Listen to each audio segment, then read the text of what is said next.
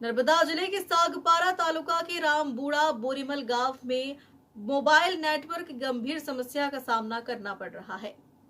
वहीं रामबूड़ा गांव के लोगों को नेटवर्क की कमी के कारण अभी भी कई कठिनाइयों का सामना करना पड़ रहा है। गांव वालों के अनुसार चूंकि गांव में मोबाइल नेटवर्क बहुत कमजोर है, इसलिए छात्रों को ऑनलाइन पढ़ाई करने, फॉर्म भरने और अन्य शैक्षणिक कार्यों के लिए गांव से बाहर जाना पड़ता है।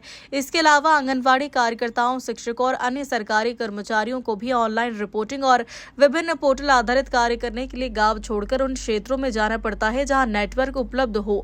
नेटवर्क की समस्या के संबंध में संबंधित विभागों और टेलीकॉम कंपनियों को कई बार ज्ञापन देने के बावजूद अभी तक कोई स्थायी समाधान नहीं मिल पाया।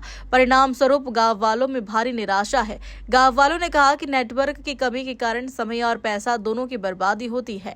दिनेश भाई અને હું ગામ રણબુડાનો રહેવાસી છું। તાલુકો અમારો સાગબારા અને જિલ્લો નર્મદા। તો અમારા ગામમાં જે આજે આપણે આ નવી ટેકનોલોજી ચાલે છે અને બધા સ્માર્ટફોન ને એવા યુઝ કરીએ છીએ, જ્યારે અત્યારે અમારા ગામની પરિસ્થિતિ એવી છે કે નેટવર્ક જેના માટે અમારા ગામમાં સ્કૂલ કે દરેક કોઈ પણ કાર્ય માટે જે આપણે નેટવર્ક બાબતે આપણે કંઈક ઓનલાઈન કામગીરી હોય કંઈ બી, તો એના રિલેટેડ અમને એટલી તકલીફ છે કે અહીંથી અમારે 2-3 કિલોમીટર પાછું ચોપડાઓના સીમમાં છે કે સાગબારા પહોંચીને પછી અમારી કામગીરી થાય છે। સ્કૂલના જે શિક્ષકો છે એમની ઓનલાઈન હાજરીઓ ચાલે છે, આંગણવાડી વર્કરો છે, તો એ જાતે પણ કાંક મંદિરના ટેકરા છે કે અમુક ટેકરાએ કે પછી આપણે ચોપડાઓના જે સીમ છે, આપણે રસ્તો અહીંથી 1.5-2 કિલોમીટર છે હાઈવે, ત્યાં જઈને એ લોકો હાજરી પુરાવે છે, તો એટલો ટાઈમ એમનો વેડફાય છે અને સ્કૂલના બાળકોને પણ એમની ખોટ જાય છે।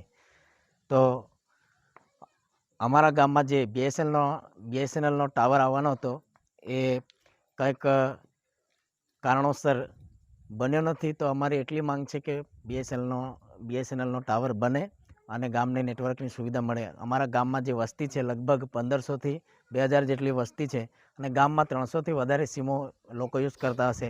મંથલી તમે 300 નહીં પણ 1000, લગભગ 1000 સીમો છે, તો 1000 સીમોના 300 લેખે આપણે ગણીએ તો 3 લાખનો જેટલો ઇન્વેસ્ટમેન્ટ અમે ગામની પ્રજા જો ખર્ચ કરતી હોય તો એમાંથી એ લોકોને ફાયદો કેટલો?